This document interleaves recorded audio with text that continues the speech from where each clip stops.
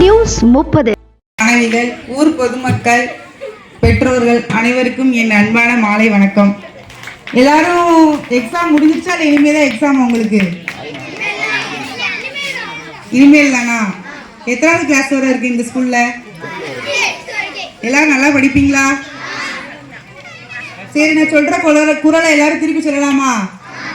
ஈன்ற பொழுதின் பெரிதுவக்கும் தன் மகனை சான்றோம் என கேட்ட தாய்.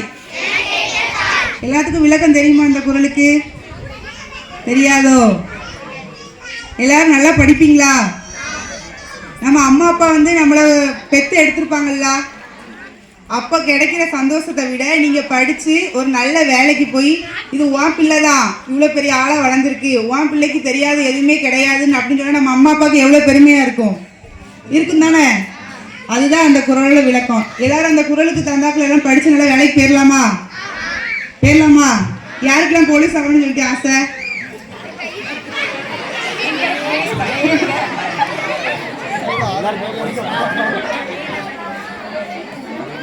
இப்ப படிப்பு அப்படின்னு சொல்லிட்டு ஒரு பக்கம் இருந்தாலும் ஸ்போர்ட்ஸ் அப்படின்னு சொல்லிட்டு ஒரு பக்கம் இருக்கணும். எல்லாரும் ஸ்போர்ட்ஸ் ஆக்டிவிட்டிஸ் எல்லாருக்கும் உண்டா? ஸ்கூல்ல உண்டா உங்களுக்கு? யாருன்னா போன் அதிகமா யூஸ் பண்ணுவா?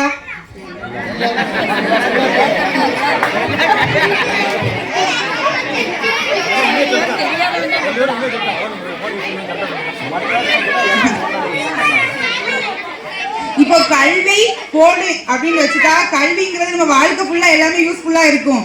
போனு அப்படிங்கிறது கொஞ்ச நேரத்துக்கு மொத்தம் உனக்கு சந்தோஷத்தை கொடுக்கும். அப்படித்தானே? ஆமாவா இல்லையா? அப்ப அந்த போனை யூஸ் பண்றதை குறைக்கலாமா? டிவி யாருனாலும் சீரியல் நாடகம் அம்மா அப்பா கூட சேர்ந்து பாக்குறது,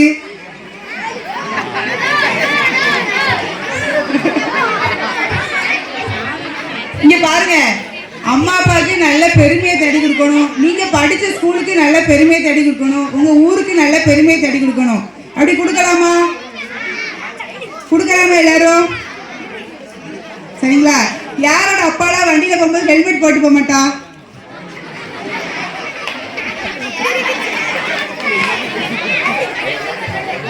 இன்னும் சொல்லலாமா? அப்பா வண்டி எடுக்கிறது சாவி எடுத்தாவே அப்பா கையில போய் ஹெல்மெட் நீங்க தான் எடுத்துட்டு போய் கொடுக்கணும். கொடுக்கலாமா? கொடுத்துறீங்களா?